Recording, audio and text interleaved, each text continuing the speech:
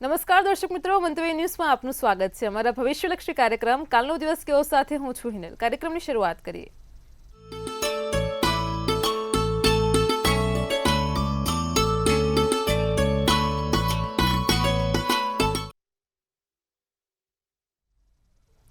દર્શક મિત્રો, કાલનો દિવસ કેવો એટલે કે કેવો કાર્યક્રમ કે જેમાં આવતીકાલનું પંચાંગ, દિન વિશેષ, દિવસ રાતના શુભ ચોઘડિયા, બારેય રાશિનું રાશિ ભવિષ્ય કિશન મહારાજ પાસેથી જાણવા મળે છે.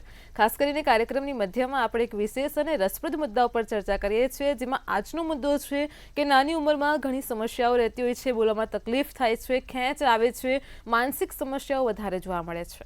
અને એવું નથી કે નાની ઉંમરના જ બાળકોમાં, ખાસ કરીને અત્યારે હવે એવો સમયગાળો આવી ગયો છે કે તમામ ઉંમરના વ્યક્તિઓને આ પ્રકારની અમુક માનસિક સમસ્યાઓ ખાસ હોય છે. તો તેના ઉપર આજે મહારાજ આ મુદ્દા ઉપર પ્રકાશ પાડશે. જ્યોતિષ શાસ્ત્ર પ્રમાણે તેની પાછળના કયા ગ્રહો જવાબદાર છે તેને લઈને ખાસ માહિતી આપશે. કાર્યક્રમના અંતમાં વાત કરીશું આવતીકાલે જેમનો જન્મદિવસ છે તેમનું આવનારું વર્ષ કેવું રહેશે, ખાસ ટેરો કાર્ડના માધ્યમથી જાણીશું. તો આ તમામ માહિતી આપવા માટે આપણી સાથે જોડાઈ ગયા છે કિશન મહારાજ.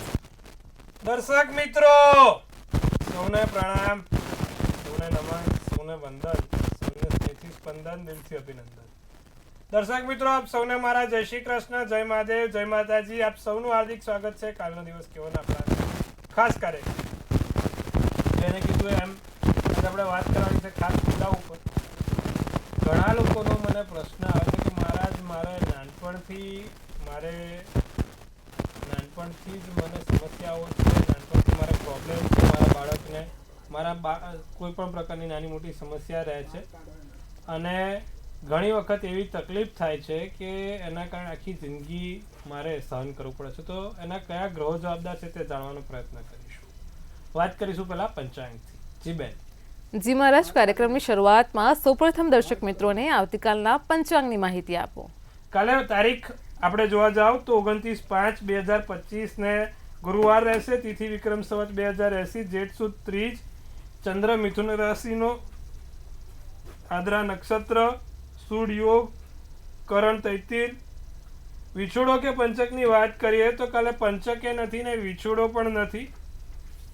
સૂર્ય તમે જોશો તો વૃષભ રાશિનો, ચંદ્ર મિથુન રાશિમાં, 5:54 સૂર્યોદય, તો સૂર્યાસ્ત સાંજે 7:19 કલાકમાં છે. ચંદ્રોદય 7:44 છે, તો ચંદ્રાસ્ત 10:01 જોવા મળશે. આવતીકાલે તમે જુઓ તો ચંદ્રોદય 7:44 છે, ચંદ્રાસ્ત 10:01 રહેશે. અભિજીત મુહૂર્ત 12:10 થી 1:02 રહેશે. તો રાહુકાળ બપોરે 2:17 થી 3:58 રાહુકાળ રહેશે. રાહુકાળમાં બને ત્યાં સુધી કોઈ સારા કામ ના થાય, નવા કાર્યોની શરૂઆત ના થાય. હવે એકંદરે દિવસ બધા મધ્યમ રહેશે. તમે દર્શક મિત્રો ખાસ સમજો કે હવે કોઈ નાના મોટા કામ કરવા માટે દિવસ બધા ઠીક છે, પણ માંગલિક કાર્યો કરવા માટે દિવસ હવે કોઈ સારા આવતા. માંગલિક કાર્યો કરવા માટે હવે સીધું દેવ ઉઠી એકાદશી પર આપણે નજર મૂકવી પડે. ત્યાં સુધી બધા દિવસો એકંદરે મધ્યમ છે. કાલે રાહુકાળ દરમિયાન લાંબી મુસાફરી ના થાય તેનું ખાસ ધ્યાન રાખીશું. રાહુકાળ દરમિયાન કોઈ નોકરીની, ઇન્ટરવ્યુની, મીટિંગની કોઈ વાત ચર્ચા ના થાય તેનું ધ્યાન રાખીશું. બાકી દિવસ નાનો મોટો કામ કરવા માટે સારો છે. જી બેન. જી મહારાજ, કાર્યક્રમમાં આગળ હવે દર્શક મિત્રોને આવતીકાલના દિન વિશેષની માહિતી આપો. કાલે વાર ગુરુવાર છે. કાલે પીપળે દીવો કરો તો તમારા જીવનમાં સારા પરિણામ મળે. એક પીપળે દીવો કરવાથી ધાર્યા પરિણામની પ્રાપ્તિ થાય છે, સારા કામ થઈ શકે છે. તો કાલે એક પીપળે દીવો કરજો, લાભ જોવાશે. દિવસ રાતના ચોઘડિયામાં પ્રથમ ચોઘડિયું શુભ રહેશે, જે 5:54 થી 7:34 કલાકનું.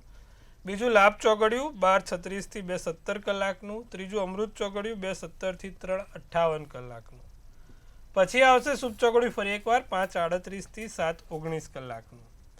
તો આ 4 ચોઘડિયા શુભ છે. શુભ ચોઘડિયું 5:54 થી 7:34, બીજું 12:36 થી 2:17, 2:17 થી 3:58 અને 5:38 થી 7:19 કલાક. આ બધા ચોઘડિયા સારા અને શુભ ચોઘડિયા છે. કોઈ પણ પ્રકારના નાના મોટા કામ કરવા છે, નવા કાર્યની શરૂઆત કરી છે, તો આ ચોઘડિયામાં થઈ શકે. રાત્રિનું ચોઘડિયું અમૃત રહેશે 7:19 થી 8:38 કલાક. તો આ દિવસ રાતના ચોઘડિયા છે. કોઈ પણ નાના મોટા કામ કરવા હોય તો ચોક્કસપણે થઈ શકશે. કાલે આ ચોઘડિયા જોઈને કોઈ પણ કામ કરો તો ફળ સારું મળશે. જી બેન. જી મહારાજ, કાર્યક્રમમાં આગળ હવે આપણે વિશેષ અને એક રસપ્રદ મુદ્દાઓ પર ચર્ચા કરીશું. ઘણા દર્શક મિત્રો પૂછી રહ્યા છે કે નાના બાળકોને ખેંચ આવી, બોલવામાં તકલીફ થવી અને ખાસ કરીને માનસિક સમસ્યાઓ ખૂબ રહેતી હોય છે. જેમ જેમ નાના બાળકો મોટા થાય છે તેમ છતાં પણ તેમને આ સમસ્યામાંથી છુટકારો નથી મળતો. તેમની ઉંમરમાં વધારો થાય છે, પરંતુ જે માનસિક સમસ્યા છે તે એવી ને એવી જ જોવા મળે છે. ખાસ કરીને જ્યોતિષ શાસ્ત્ર પ્રમાણે કુંડળીમાં એવા કયા ગ્રહો આ પ્રકારની સમસ્યા માટે જવાબદાર છે તેને લઈને આ મુદ્દા ઉપર આજે પ્રકાશ પાડો.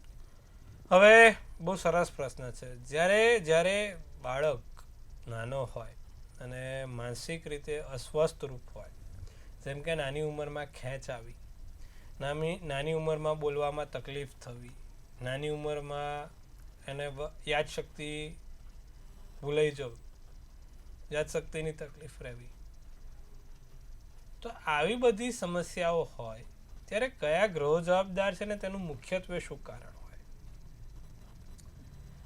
નાની ઉંમરથી છોકરો બ્લાઇન્ડ હોવો, અંધ હોવો,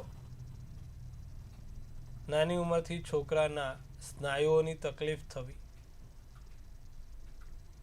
તો કયા ગ્રહોની સ્થિતિના કારણે આ વસ્તુ થાય છે અને પહેલા તો કેમ આ થાય છે? તો દર્શક મિત્રો, આજે બહુ સરસ મુદ્દા પર વાત કરીશું, ધ્યાનથી સાંભળજો. પહેલા તો અત્યારે સૌથી હાઈએસ્ટ તમે જો કે ખેંચના બનાવ બને છે.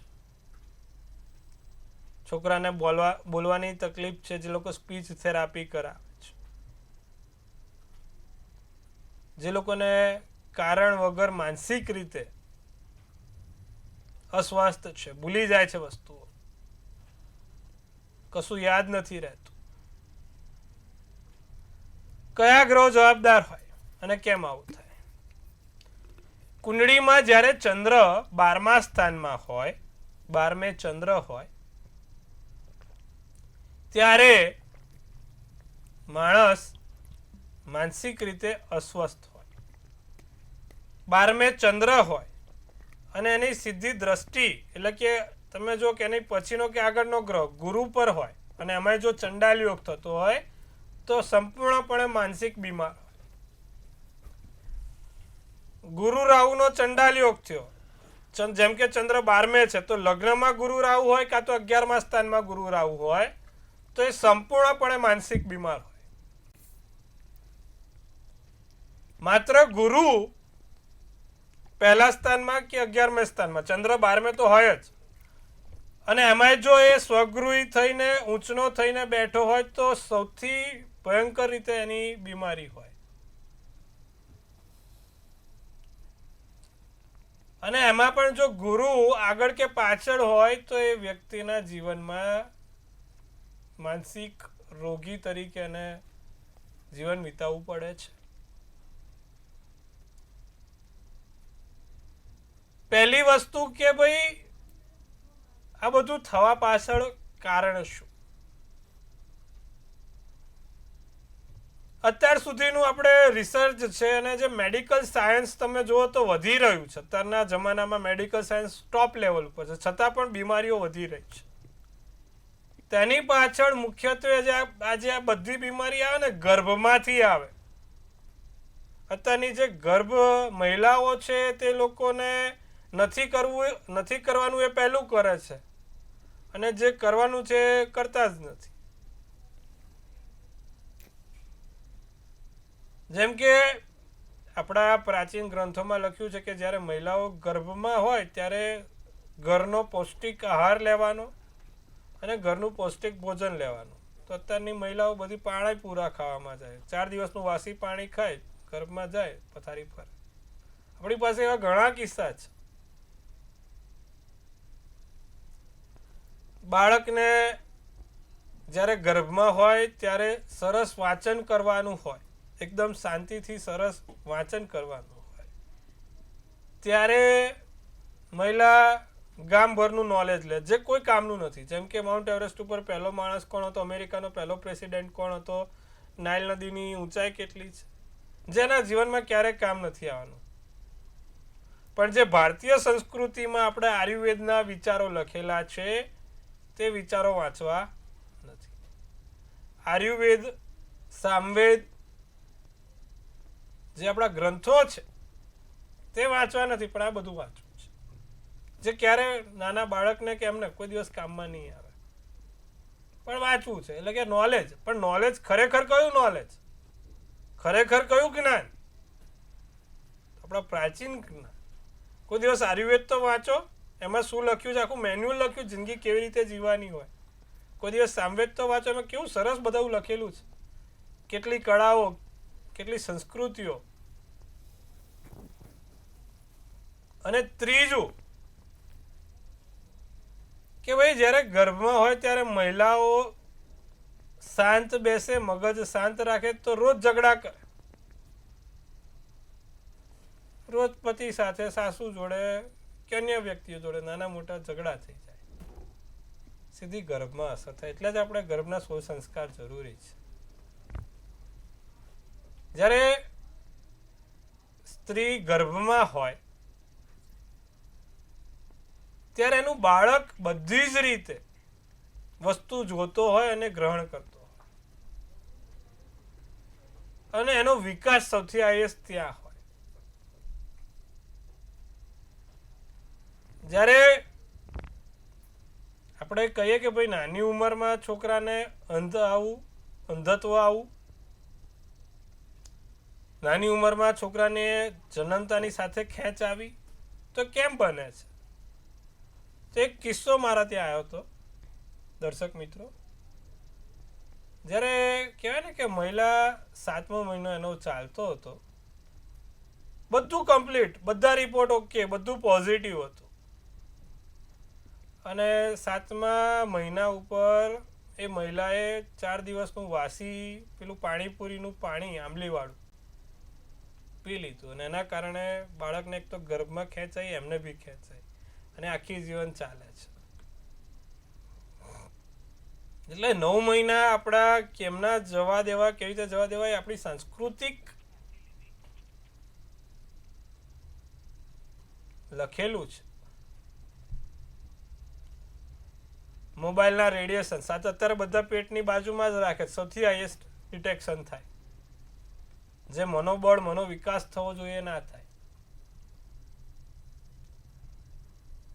તો દર્શક મિત્રો, એક તો આ કારણ છે, ને બીજું જ્યારે ચંદ્ર 12મા સ્થાનમાં હોય, 12મે ચંદ્ર રાહુ હોય, 12મે શનિ ચંદ્ર હોય, 12મે ચંદ્ર સાથે સૂર્ય બેઠેલો હોય, મકર રાશિનો હોય, ત્યારે પણ માનસિક સમસ્યાઓનો પ્રશ્ન ઉભો થાય છે.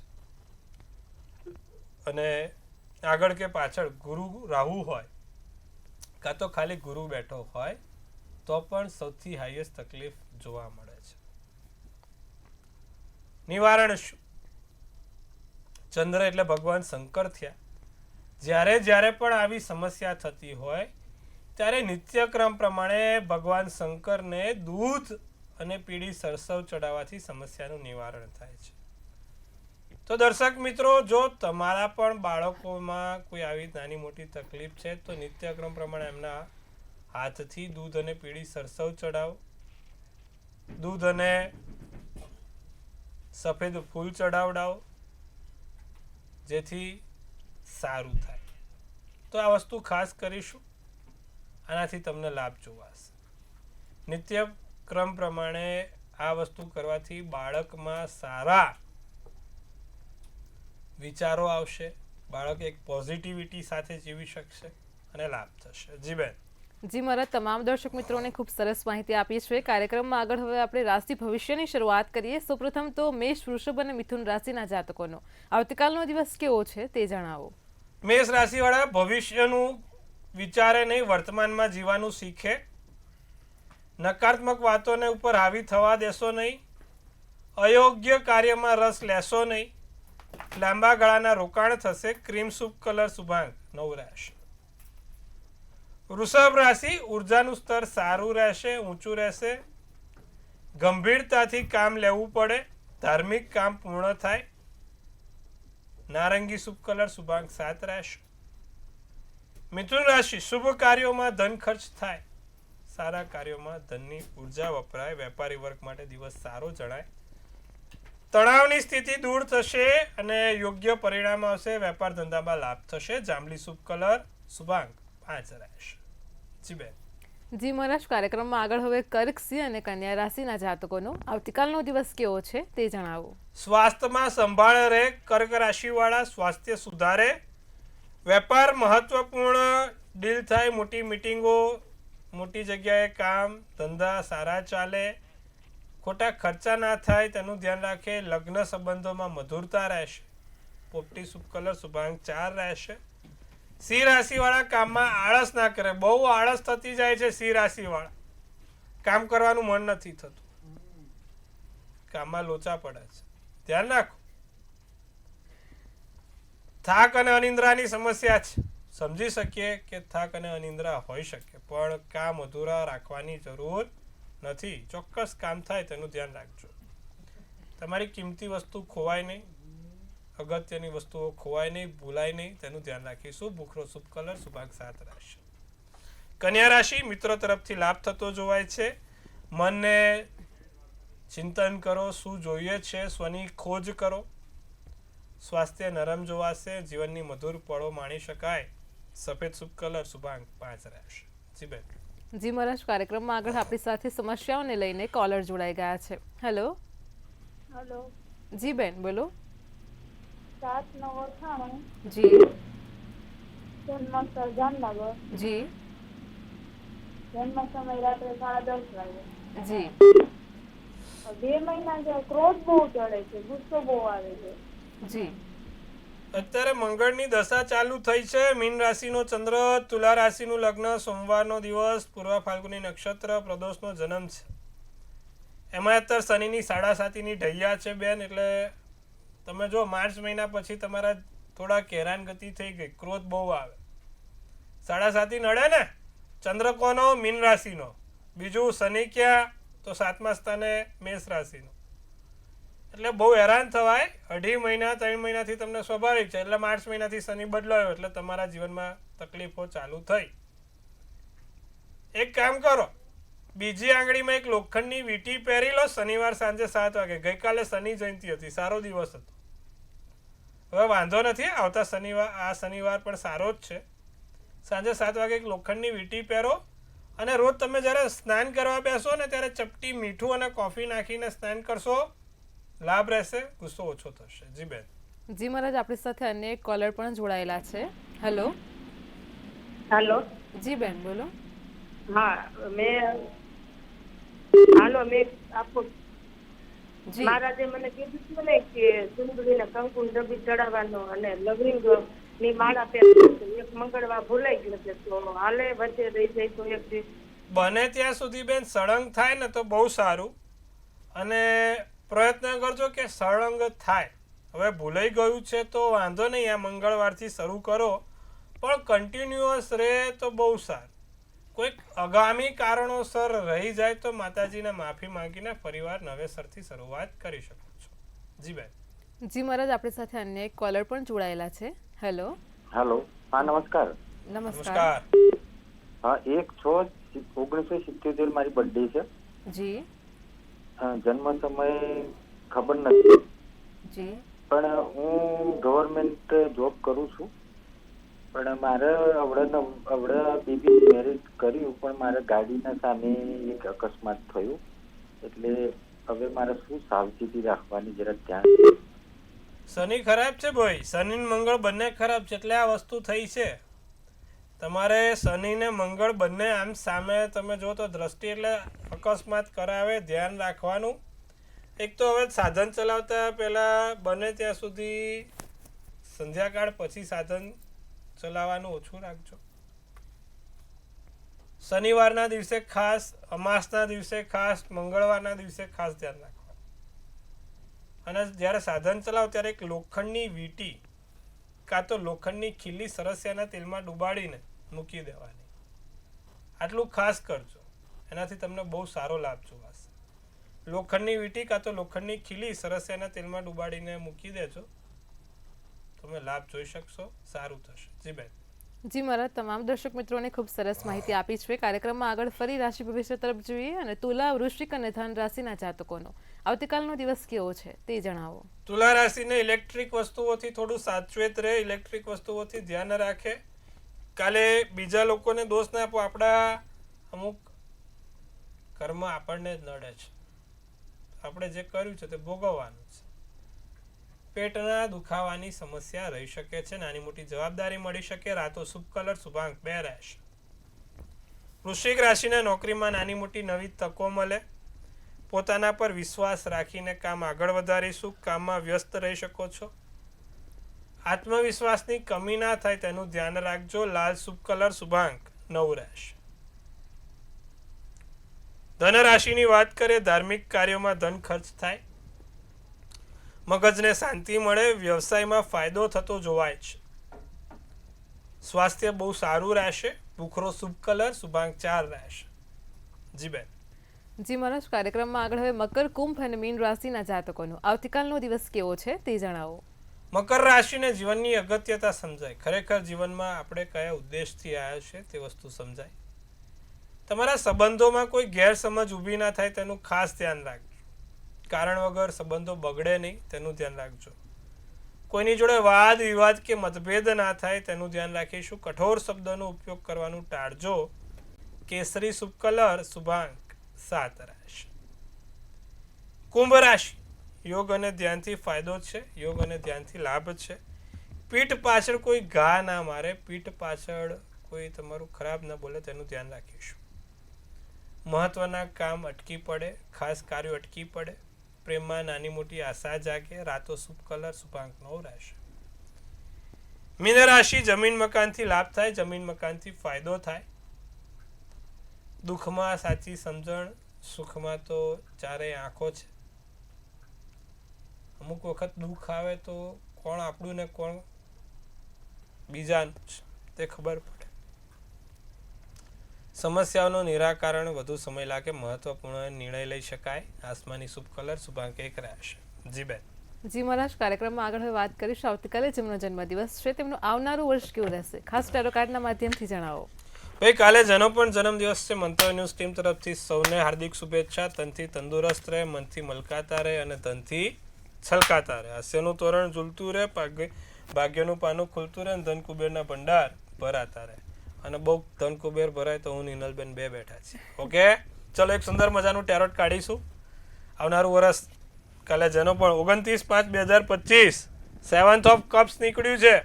શું સૂચવે છે આપણી ડિયર એન્જલ્સ અને શું કહી રહી છે આ ડિયર એન્જલ્સ? જેનો પણ જન્મદિવસ આવતીકાલે છે.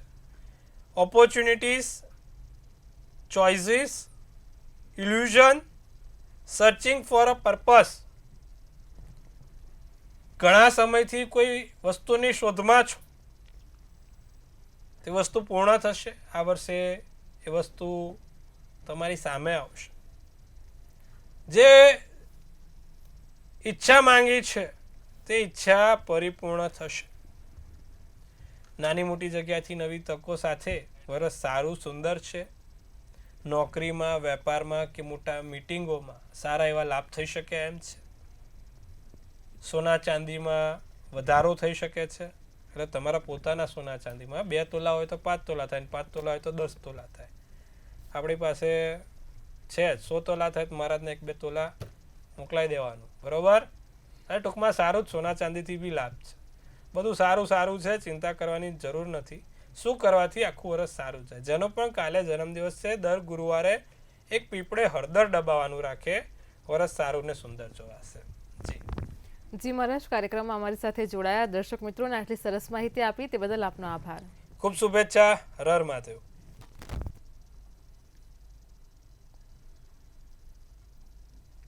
દર્શક મિત્રો, તમને પણ કોઈ પ્રશ્ન હોય તો નોંધી લો કિશન મહારાજનો કોન્ટેક્ટ નંબર.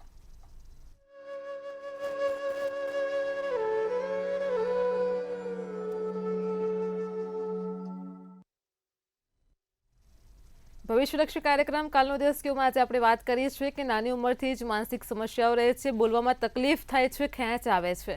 જ્યોતિષ શાસ્ત્ર પ્રમાણે તેના પાછળનું કારણ શું છે અને તેનું નિવારણ શું છે, ખાસ તેને લઈને કિશન મહારાજે આજે આપણને માહિતી આપી છે. આવતીકાલે ફરી મળીશું આવા જ એક નવા અને રસપ્રદ મુદ્દા સાથે. ત્યાં સુધી પડે પડની અપડેટ મેળવો માત્ર મંતવ્ય ન્યૂઝ પર. નમસ્કાર.